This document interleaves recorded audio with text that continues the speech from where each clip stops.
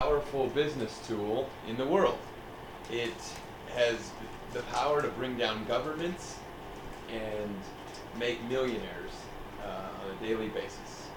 Even the commissioner of NFL football is not protected from the power that the people have. And that's really what was demonstrated to me back in 97 and 98. It was an important year because the internet started in universities and it grew out from there. And by the time 1996 rolled around, 97, my school, my high school, and it was my senior year, had computers with the internet in them in their learning labs. And they were teaching us how to use it all year long. So then in May, when we got out of school, we didn't have class anymore, and we went home to our parents' our homes. They had these, back then, the compact computers came out with first mass-produced desktop. And we went home and we used the internet in ways that our parents had no idea that we were using it. And this is when Napster sort of started. Actually, Sean Ferris and I are the same exact age. And at the same time, he dove into his idea of sharing music through the internet. I was, learning how to use it to help solve my problems.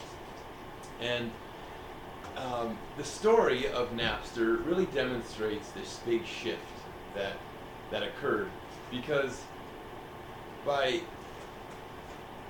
changing the way that power and authority ought to be, he brought down one of the biggest corporate conglomerates to its knees by creating this horizontal power in numbers. And instead of this top-down, God-given, physically enforceable power and authority, he was able to massively collect interest in one idea and overthrow a whole system that was in place before.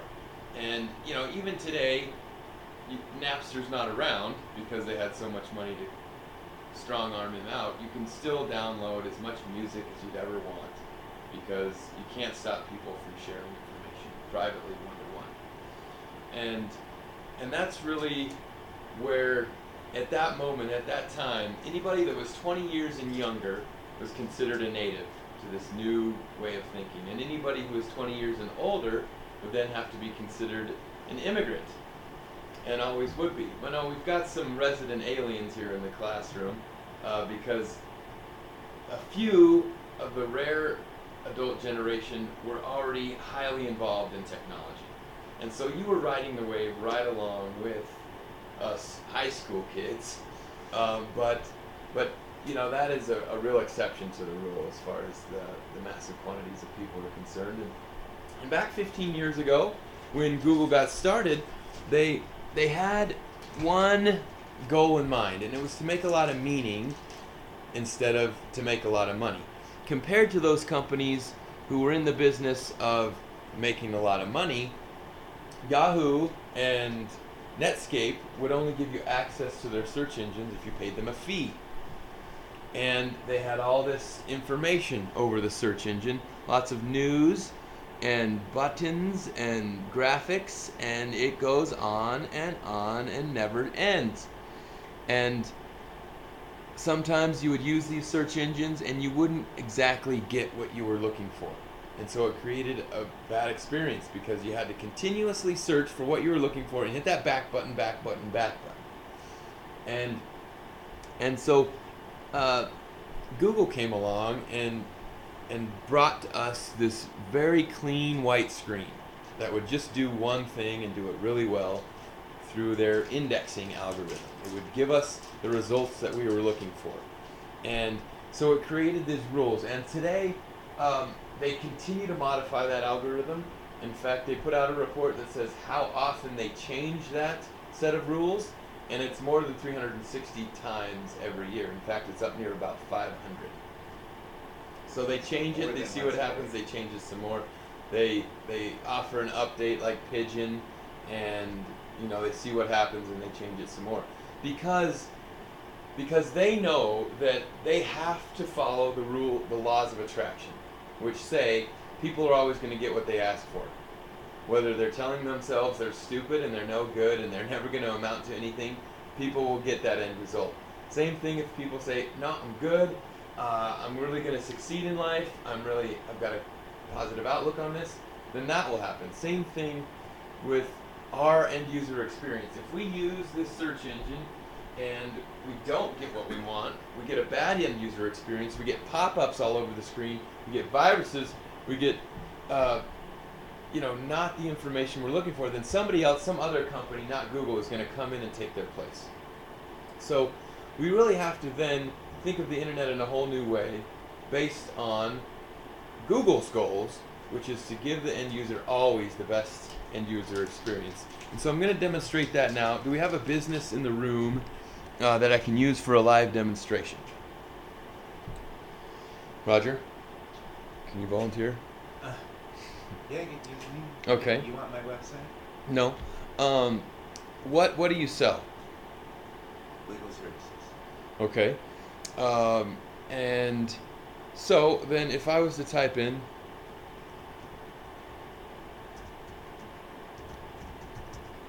legal services, then we get a bunch of results, right?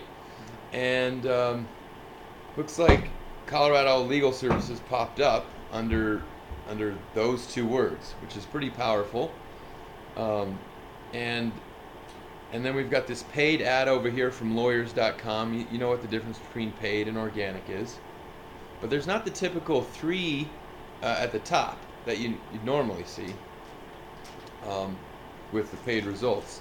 And then you've got all these other paid results on the right side of the screen, right? These are all organic in the middle. So what does that mean? Well, it means that for these organic results, that Google deemed these the most relevant and of the highest quality score. And a quality score is a score from 0 to 10 that actually ranks each one of these URLs or these web pages or these landing pages. They're all the same thing for Google. And the way Google's brain works is that it looks for these individual pages and it gives each one of those individual pages a score from 0 to 1 based on this keyword that was typed in to the search results. And each time this happens, there's a different set of components that go into this auction. It's actually a live auction. So now if I take out the capital L in legal, we should actually get different results. So I don't know if these flip-flops down here, but little things like that can change the actual results of this live auction. And that's an important thing to understand because, for example, if I'm typing in Great Danes, and what are my expectations if I was to type in that keyword? Well, I would want to see several pictures of the different types of Great Dane breeds. I would want to see a good description, probably a video of a Great Dane in motion, and maybe the last time that dog won the Westminster Dog Show. That would be a good end user experience. That would be exactly what I would be looking for. And so you as a business needs to understand that when you sell legal services, you need a separate page on your website designed just for legal services to give that end user the best experience on what this is. And that's going to be a variety of things. So maybe legal services for inventors might be something else. Now you see much different results here come up. Nothing at the top, which means there is probably very little competition for this keyword phrase right here, and you could easily get that top spot through a paid advertising campaign, like a pay-per-click campaign on AdWords. But for the local or for the organic results, these are the results. And look what this pops up down here. This is a YouTube result. You see that? And it kind of stands out from the page a little bit, doesn't it? Because there's this image right here. Is that something new? No, that's always been that way. Oh, really? So I was hearing people are probably searching YouTube They're searching it more for two specific reasons: how do I, and Right, how to. Those are the most popular keyword phrases on YouTube. And so if you've got anything related to how to or how do I, then it's a great idea to get it on YouTube right now. So I'll tell you a little bit about my story, if that's okay. I started as a student athlete at Adams State College, and my parents were both in sales, and my grandfather was in sales, and just about all my aunt and uncles were in some form or another in business management. And so I pretty much knew right out of college I was going to get a job in sales, because my parents told me that if I could learn to generate an interest in a product or a service, I'd never be out of a job, and I'd always be a desirable employee in any group that I would associate with, in any industry whatsoever. So I thought, okay, that's a great one, Mom and Dad. I'm going to go, this buddy of mine from high school is hiring people for telecom. I'm going to go do that. So all day long they taught me how to do this. Can I talk to the owner, please? Oh, no, we can't get you in there. No, you got to have an appointment. And so I learned these old traditional selling ways, and I just hit my head against the concrete every day, trying to make the numbers work. Doing it enough times, they told me, keep doing it. And I was a young, pretty athletic dude that had a lot of energy, but they were just saw dollar signs on my face. And so me growing up in the internet generation, I started to notice a shift. It was a shift in one-to-one relationship building and communication to one-to-many. And I didn't have to use the radio to achieve this. I didn't have to use the television. I could use the free tools that were already available to me on the internet to announce my message to many people at once. And I did that through the venue of YouTube. And I found out that YouTube would actually advertise my videos for me based on the keywords that I designed the video for, or that basically the experience that I designed for my end user. So this is not a great example of authority marketing as far as ranking something for getting found, but it is a very effective, it's probably the example of the most effective YouTube video. And so I want to show it, and we can critique it when it's done.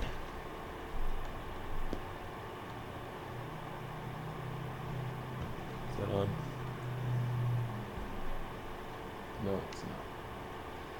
Why not?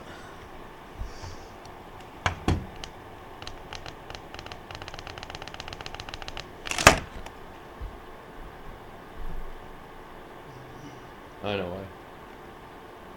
We send high-quality razors right to your door.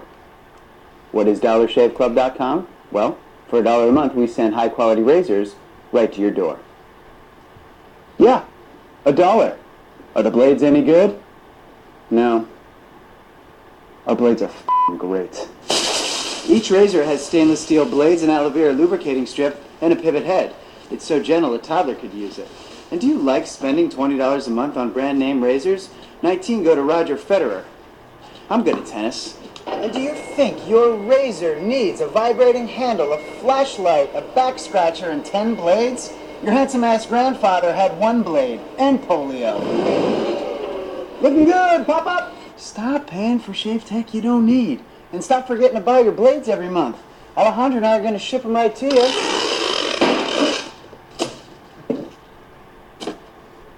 We're not just selling razors, we're also making new jobs. Alejandro, what were you doing last month? Not working. What are you doing now? Working. I'm no Vanderbilt, but this train makes hay. So stop forgetting to buy your blades every month and start deciding where you're going to stack all those dollar bills I'm saving you. We are DollarShaveClub.com, and the party is on. I know karate, I know jiu-jitsu, and drive like a gangster when I'm coming to see you. Right there. That is a great video. That is the call to action right there. I've read about them, even in the New York Times. They had pretty good success, right? They did.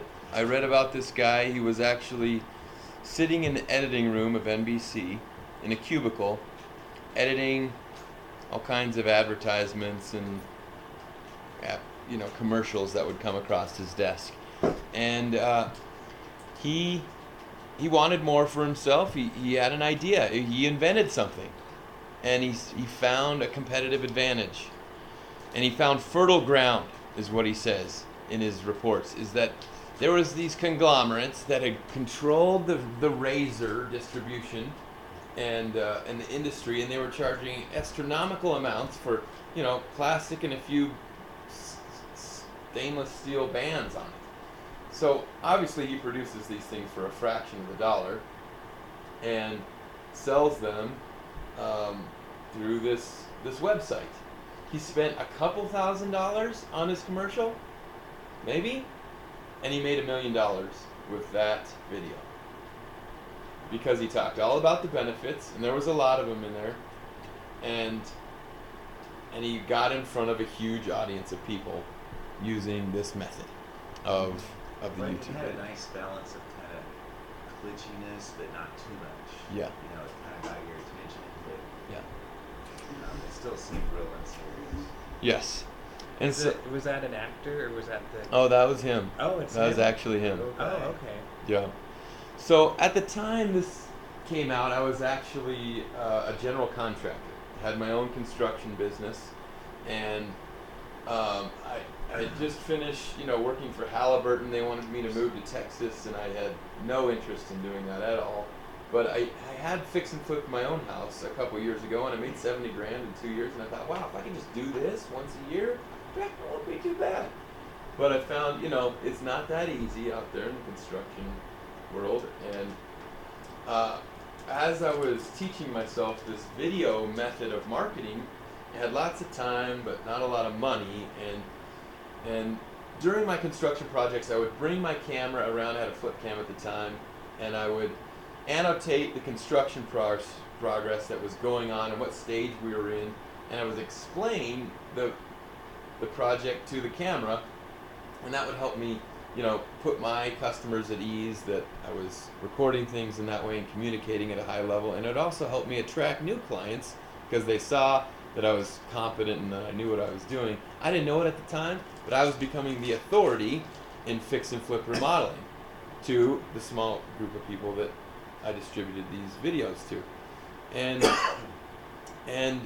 then 2008 hit, and everybody wanted to save money by paying me less, and that just didn't work. So I had to get out of that business, and then I worked for a company, ironically, that did foundation repair, which is kind of technical, but this group had the largest collection of foundation repair contractors in it, and the founder was a genius because he automated all of his training and his leadership through video. Everything from answering the phone to the follow-up phone call at the end of the process had a video for it, and he could train hundreds of people that way by not even being in the same room, by just pressing play on a video. So I really had a high respect for video. I wanted to learn more about it. I learned that it was the highest form of communication that you could utilize because you were tapping into somebody's vision, visual learning, we were talking to them, audio, we're talking to audio learners, kinesthetic, they're actually clicking and interacting with videos, and interactive videos are becoming more and more popular these days. But also the fourth sense was the emotion. You could connect with somebody's emotion on video by really, and that's the strongest bridge that you can build with somebody, is an emotional connection, whether it's heartfelt or it's logical or it's smart, like the Dollar Shave Club. It made me think, maybe I should change my way of thinking because I might be doing it the wrong way. And he gave me a lot of great benefits for the reason I was doing it the wrong way.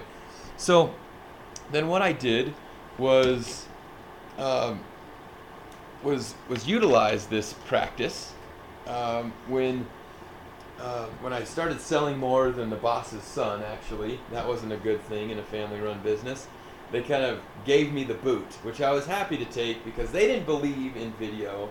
And well, it was funny because the small dealers were different than the founder or the headquarters. They didn't embrace it like I did. So I went out and I started my own consulting business, helping small business owners and entrepreneurs become the authority in their field. And if you think about what people buy from someone, they're going to pay the least when they buy it from an employee. Then they're going to pay a little bit more, and they're going to have more respect for the product they buy when they buy from the professional. And then even more amount of loyalty or expectation when they buy it from the owner, and then the expert, and then the authority or the celebrity. You're going to pay the most, any price, from somebody who's the celebrity in their field. Think Paris Hilton or Justin Bieber, right? They've got these funny products and their fans buy them for astronomical amounts because they want to be associated with that celebrity. Coincidentally, those celebrities have the highest number of anti-fans. So popularity turns out to be this thing where the more people you have arguing over you, the more popular you are. The same number of supporters as haters, as they're also called. So then I learned how to publish content on the internet, and the content that was the most effective was video, because Google also owns YouTube. And the way I did that was just by teaching business owners how to use this, which is the easiest way to get into this type of marketing. Does anybody know what happens if you give your smartphone to a monkey? Can you take a selfie? Probably scratch their butt with it, actually. Oh. But if you give this to a smart person, he'll make $1 million with it. And so that was my focus, not to bring in any excuse to not do this, but to talk about every reason why to do it. And there's a lot of reasons not to do it, because you're afraid of the fear of technology. You're afraid of the fear of learning how to use the equipment, or the cost, or your ego is telling you that you're not good enough because you're not an entertainer, you're not interesting to listen to, when there is definitely something that you know more about than anybody else. And so that is the thing to pick. And today I'm going to demonstrate that by being the spokesperson for Rocky Mountain Inventors. What is the mission statement for the Rocky Mountain? Oh, it's on the website. Do we have anything with it, or can we just maybe come up with something real quick? The cards are up there. The cards ones are? are purple and black.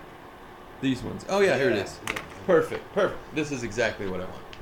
Okay, so what service does the Rocky Mountain Inventors Association offer? What product or service do you guys offer? Education. That's probably the biggest one. Information and education. So somebody who could benefit from this club would be looking for what problem? I mean, I guess I didn't touch on this either, but Google essentially solves people's problems. There's a survey that said 89% of people solve their problems today with the Google search engine. Where do I go? How do I get there? So it's conditioning the human race to solve their problems with this search engine right here. Anytime I need a question answered, boom, I'm going right here. So what question would your potential members be searching for? Or what The problem typical would they have? one is, I have an idea and I don't know what to do next. I have an idea and I don't know what to do next. Okay, this is great because I know there's a bunch of people that search that in Denver. Let's see what our competition looks like. Yeah, that's good. You know, I've never searched that. It's interesting to see.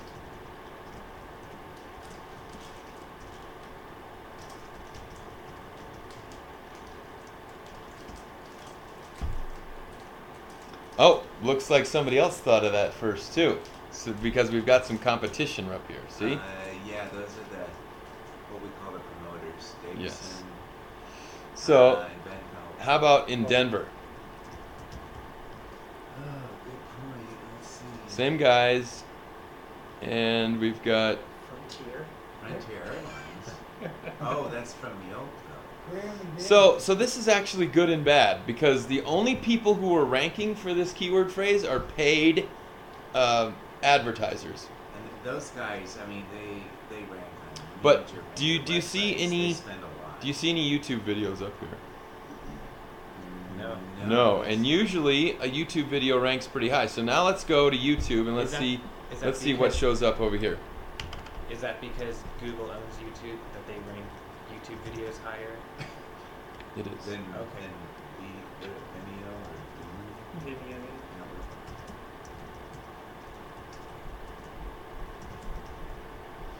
So by the end of the talk, hopefully we'll have ranked this piece of video content on the front page for this exact keyword phrase. So nothing has the same title in it. You see that? it's just a mismatch. Right. It's just doing its best to broad match my I guess the fourth Title. one would be the closest. right. This would be. You're right. But you know 1 what? month ago, 45 views. This guy is following the Kind of same exact condition, strategy. You know, on search terms, to think more in one and two word. I've never really thought of it as being like a half sentence. Called long tail. Yeah, like Yeah. a slogan type. Well, Google actually has 2 huge walls on their campus of the most interesting and the most obscure search phrases that people have actually entered in there. And I've heard stories that, they're just... How often do they update that?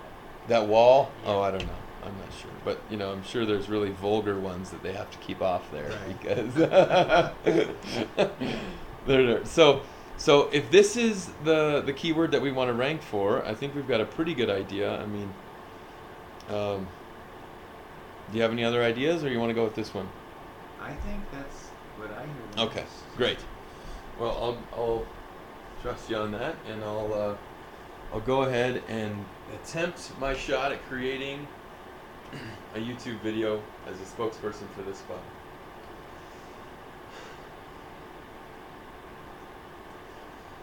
Do you have an idea and you're just not sure what to do next?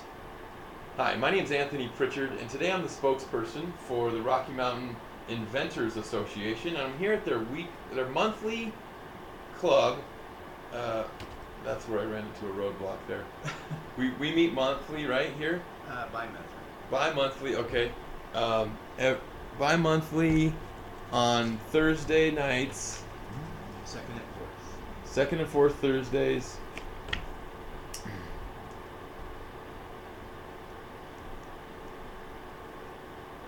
At 6 o'clock. Yeah, That's 6:30. 30. Okay. All right, and then I'll send them. I'll talk the mission statement, and I'll send them to the website at the end. Do you have an idea and you're just not quite sure what to do next? Hi, my name is Anthony Pritchard, and today I'm the spokesperson for the Rocky Mountain Inventors Association. It's a group here in Denver that meets the second and fourth. Oh, there I did it. Messed up. But that's the thing about making a video. You can make them over and over again. You can learn by watching them over and over again, and you don't have to publish them. So it's just a training process, and I've done this maybe 20 times to get one, but I promise you, when it comes out at the end, it looks really good. Do you ever have a problem? I have a problem! The problem is what I'm trying to solve here. The idea is what I'm trying to give them. That was a good reaction. That would have went viral. Right. Do you ever have an idea and you're just not quite sure what to do next? Hi, my name is Anthony Pritchard, and today I'm the spokesperson for the Rocky Mountain Inventors Association. They meet every 2nd and 4th Thursday of the month, right here in Denver, Colorado. And their mission is to promote successful commercialization and protection of an idea, offering information, education, and guidance, including contacts and networking opportunities. The RMIA holds monthly meetings, and I just told you about that. Hey, if you've got an idea and you're just not quite sure what to do next, get down here. They've got a website, rminventor.org, which is rminventor.org, and learn from their education and their ideas. I know you'll get a lot out of it. All right, so Good one. that we can use at least. And what I'm going to need next is my FireWire, the same thing I plug my phone into every night. And if you haven't seen this process before, that's why I do it this way, because to get that information off your phone, this is basically a thumb drive, a bigger one, or a file folder that I can extract that information from. And I'm just going to move it onto my desktop. So I go into the files, and I think you go under the Go Applications button for the Apple. It's connected, but it's not showing up. Let's try that one more time.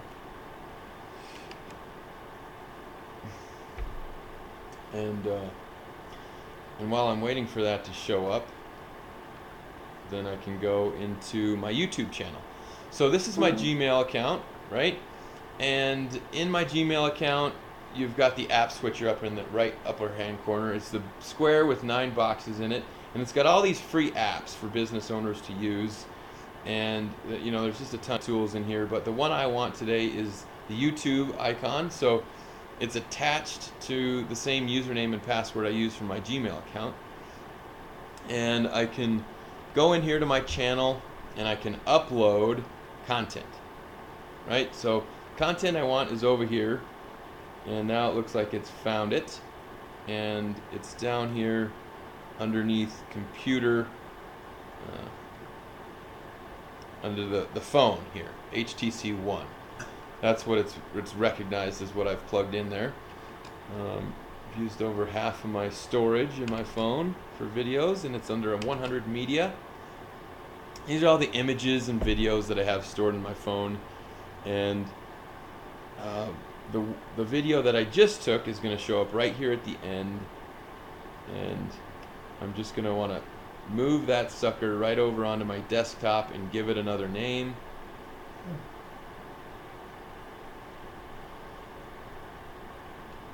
Right here.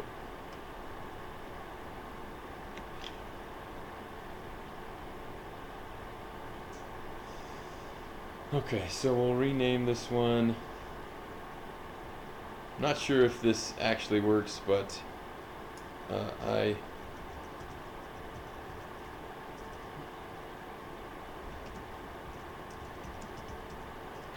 I've heard that can help your rankability. So the next thing we're going to do here is we're going to upload this video in a very special way. We're going to upload it in a way that it can be found for the exact keyword that we typed in there. And so this is the meat of my presentation, which is right here. The biggest technical help that I can give you is in how I file this in there. And the way I relate it to is the Dewey Decimal System. You guys know what that is? You remember the Dewey Decimal System? It sounds familiar. Okay. Right. So it's the indexing system that the libraries used Okay. back in the day. Yeah. And you know, they had all different kinds of content in the libraries. They had what, books, fiction, nonfiction, magazines. They had VHS. They had microfiche. You remember microfiche? Okay. So then they would submit this information into the Dewey Decimal System, and you'd search for a subject, almonds, and you'd come up with all the results in all the different forms. Same thing here with the Google search engine. When I type in patents,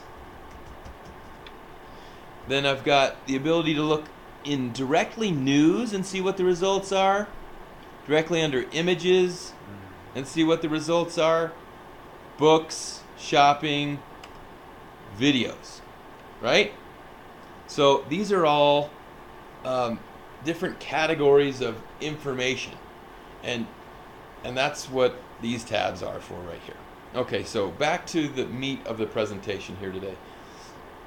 What we're doing is putting a title, giving a description, labeling meta tags, and a few more things in order to be very relevant for our end user. I noticed the title pulled it from your file name. Right. Okay. It did. So in the first 2 words of the description, that's what's going to show up if you share this video on LinkedIn, Facebook, G+, or Twitter. So if you share this video, then you're going to get these 2 lines are also going to come with that link. So what do you want this customer to do? Go to www.rminventor.org. Is that like a comment box for the video? Description box. Description box.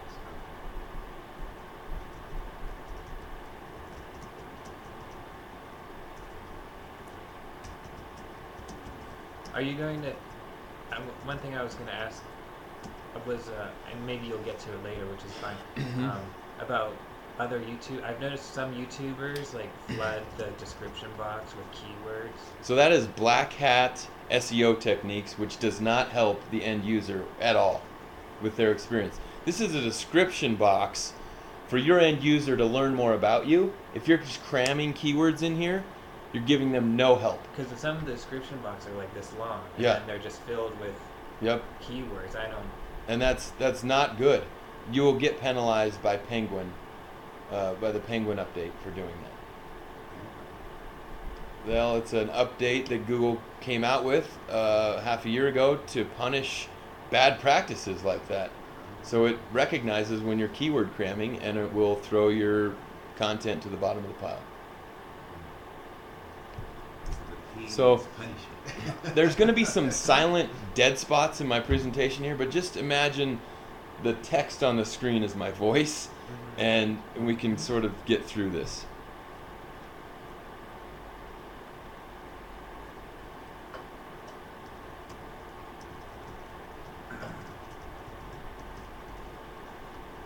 This is great, so I don't have to.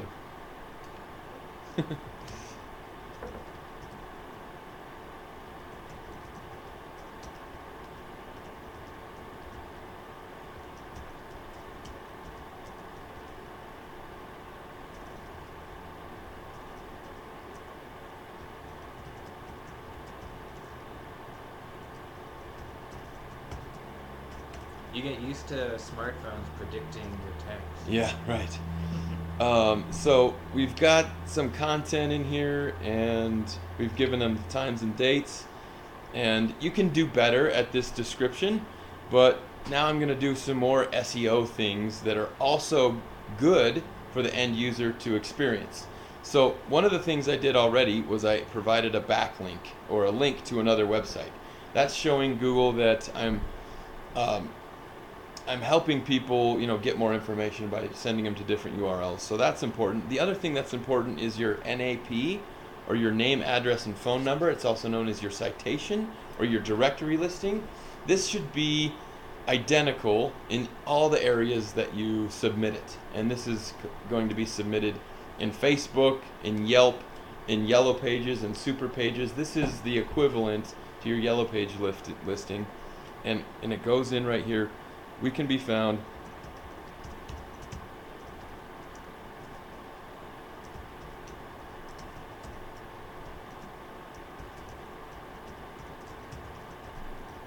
name, address. Should it be here, because that's what's all over the website? Yeah, put what's on the card. Is it on there? It's on the card, but I Yeah. think what's on your website is this address right here. Well, yeah, that's for our administration. This is our Okay. meeting, because we would change the meeting location at times Uh-huh. due to space availability. Okay, well, I'll put it here then. 209. That's more of a consistent. Yeah. I was going to ask Anthony, when Google does search on YouTube, is the audio picked up at all for terms? Yes, that's actually something I do go into Oh, okay. at the end of this presentation. I wasn't sure if the video was just kind of viewed as a C block. Well, file. now you can do transcripts. But Oh yeah, like audio to text. Okay, so that was That was the name, the address, and the phone number, and then the website we've got on there already. Is there any other national websites that are good resources? Oh yeah. UIA? UIAUSA.com. What's that one? United Veterans Association. Let me check and make sure I get it right here. What about anything to patent office? Maybe another one? Oh yeah. www.uspto.gov. USP TO.gov. to.gov. Yeah. And that's the that's the Patent and Trademark Office. Okay, here it is. It's UIAUSA.org. Those are Okay. the Patent Office and the UIA are probably the best two.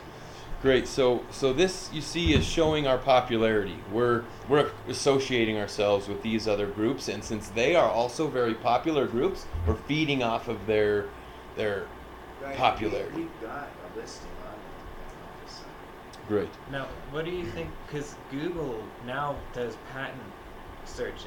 Google has its own patent library that Okay. they copy over. What do you think about putting Google products in your description? Very important.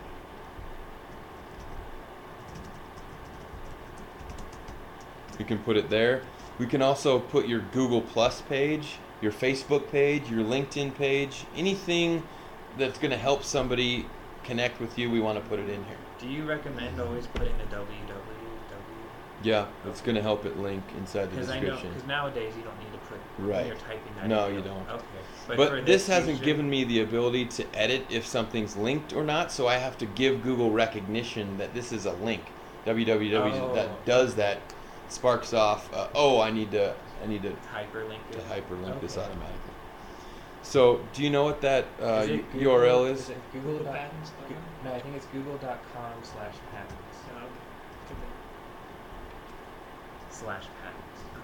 Okay. Good. Now, do you guys have a Facebook page or a LinkedIn page or anything? Okay, let's get that on there. Do you want those addresses? I think I've got the but you know Facebook what, one. if you just I've got the Facebook one. search RMIA or Rocky Mountain Air Association, it should come up. We're on Twitter too. Here you are. Good. So I want this. Boom. Copy. I'm going to throw that in there. Just like that. I don't really even have to do anything else there.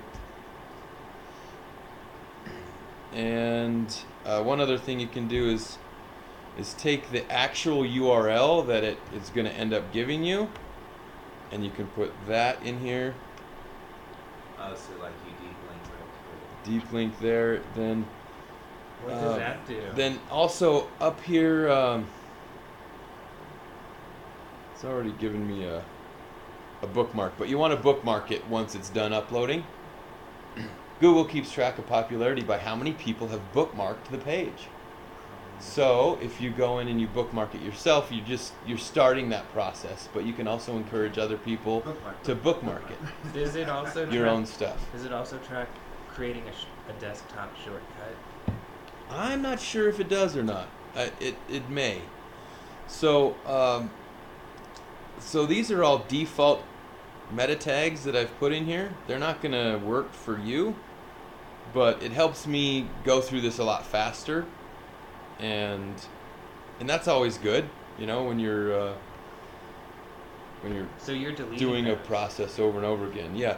Now the one I want to put in here is I want to make sure always to have the title in it.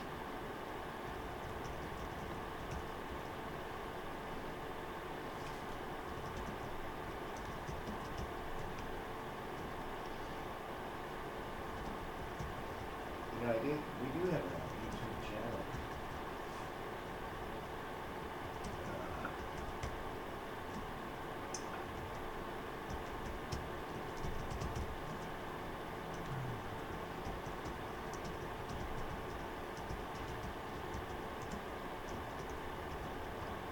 Okay, so I've got a handful of good key meta tags in there, and And this is the basics of that indexing that I'm talking to you about. Now we're about 63 done, 14 minutes remaining. That's not ideal. I would expect I this think it's to the be Wi-Fi. a lot I think faster. It's the Wi-Fi connection. And so Are you in the Wi-Fi room? yeah, I am. Okay. Hopefully it speeds up. Sometimes it doesn't register the right amount of time. But next, we've got video location. All right, so we're going to make this the same as the address I put in the description. Whether we did it. Say, Anthony, we do have a Google channel, A YouTube channel. a YouTube channel. I mean, it's like not much on it Right. because we What? video these presentations over an hour, and we have them on Ustream, Mm-hmm. like almost 100 now. But, I don't think for YouTube that works or too long. Oh no, you can do It up would have to be 4 very low hours. resolution to get an hour video uploaded. So. So the recording dates to date, you check one of these caption certifications, never aired, and What do you, for your video location? What if your business is operating from like a PO box? Do you want to? Is that okay to put? you in? can't use a PO box. Okay. You can't. Google will not give you any Because recognition. it doesn't go into the maps, right? Right.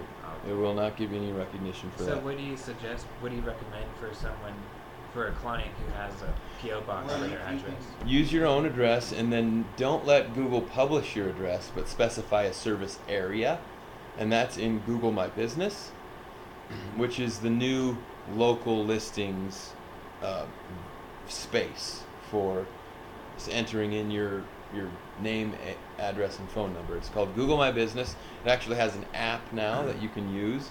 It allows you to keep track of the reviews that people give your business online, your descriptions, your hours, and it obviously allows you to be much more findable on the internet. I think also if you want a business address, you can, as opposed to a PO box, you can get a real address and use it as a virtual.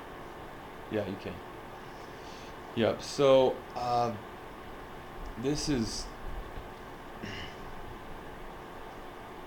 kind of difficult for me to continue here if it doesn't publish, because I'm looking for these other boxes. Once it's uploaded, it gives me several more boxes, and each one of these boxes is very important to my video ranking on Google. So Okay, well, it's about done. It's only has 9 yeah, minutes. maybe we can take a quick potty break and Yeah, let's Oh, that's no come problem. back. Yeah. let's take a break. Okay.